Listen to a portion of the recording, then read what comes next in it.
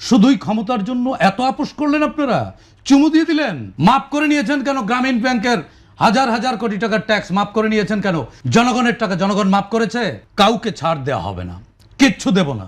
তার মানে আপনি কি র্যাগিং করবেন, গ্রেপ করবেন? জনগণ তারেক রহমানকে প্রশ্ন করুক, জনগণ শফিকুর রহমানকে প্রশ্ন করুক। যদি প্রশ্ন বন্ধ হয়ে যায়, কাল্ট হয়ে যাবে। হাসিনার দিল্লি ছিল, আপনাদের দুই দলের কোনো দিল্লি নেই। আমার একেবারে রাগঢাক কোনো রাখার সুযোগ নেই। নির্বাচন কমিশন নমনীয় না, নির্বাচন কমিশন ব্যর্থ, অযোগ্য। নির্বাচন কমিশন তাদের স্ট্রেংথ দেখাতে পারেনি। কেন পারেনি সেটি একটি ব্যাখ্যা আমার কাছে আছে। যেমন সংস্কার একটি কবিতা, এর রচয়িতা প্রফেসর ডক্টর ইউনুস। কবিতা পড়তে ভালো লাগে, শুনতেও ভালো লাগে, কবিতার মতো জীবন হয় না। এই সংস্কার নামক যে গত 15 মাস বা 16 মাস ধরে যেটি শুনে আসছে, এটি কবিতা, এগুলো শুনতে ভালো লাগছে, কিন্তু এর মতো আসলে জীবন চালানো বা এর মতো দেশ বানানো সম্ভব না। যদি সম্ভব হতো, ব্যারিস্টার শাহরিয়ার ভাইরা তো বলেন 54 বছর ব্যর্থ। 54 বছরের ব্যর্থতার ফসল তো ব্যারিস্টার শাহরিয়ার ভাইয়েরা, আপারা।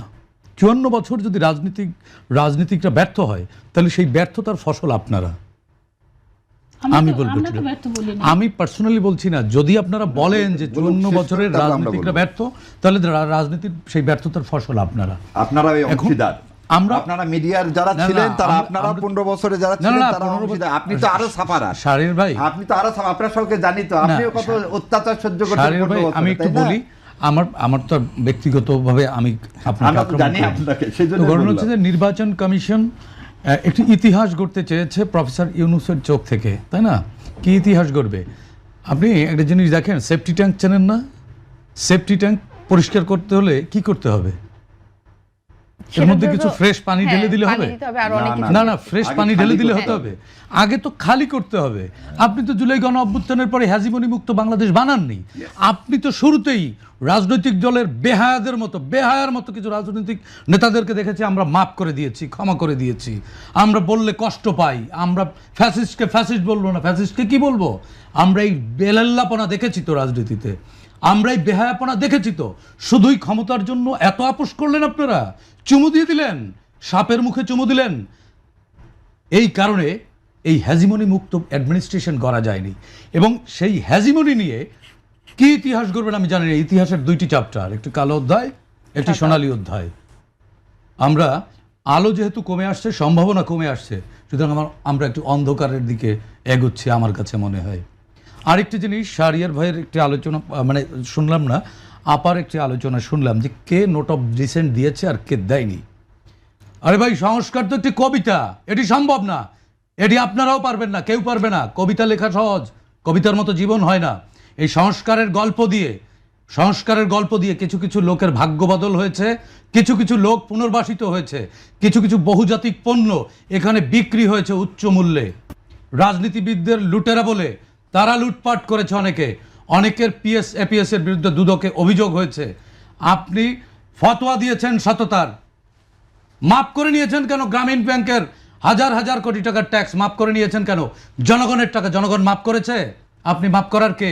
আজকে বলেন বাংলাদেশ এটা বাংলাদেশ এইদিকে যাচ্ছে ওইদিকে যাচ্ছে, বাংলাদেশকে সিঙ্গাপুর বানাবেন, দিনাজপুর বানাবেন না গাজীপুর বানাবেন জানি না। হ্যাঁ, সুতরাং এই নির্বাচনকে কেন্দ্র করে এই মুহূর্তে আমি ওয়াশিংটন পোস্টের একটি স্টোরি, একটি নিউজের কথা আমি আলোচনা তুলতে চাই।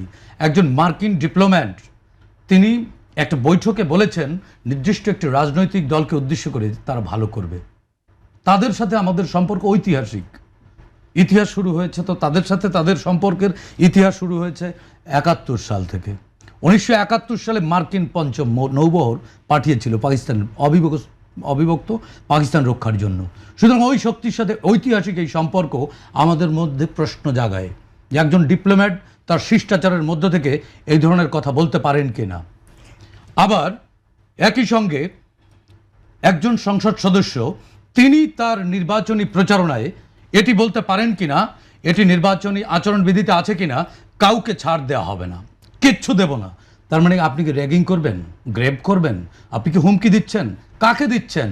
চোখ কাকে লাল করেন? আমরা লাল চোখ দেখে দেখে অভ্যস্ত।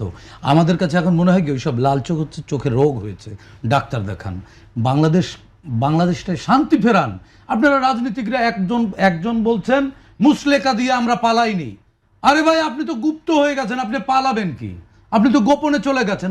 মুসলেকার কথা, এইসব পলিটিক্যাল রেটরিক না করে আপনি রাষ্ট্রকে নিয়ে, আপনি দেশকে নিয়ে, জনগণকে নিয়ে কি ভাবছেন?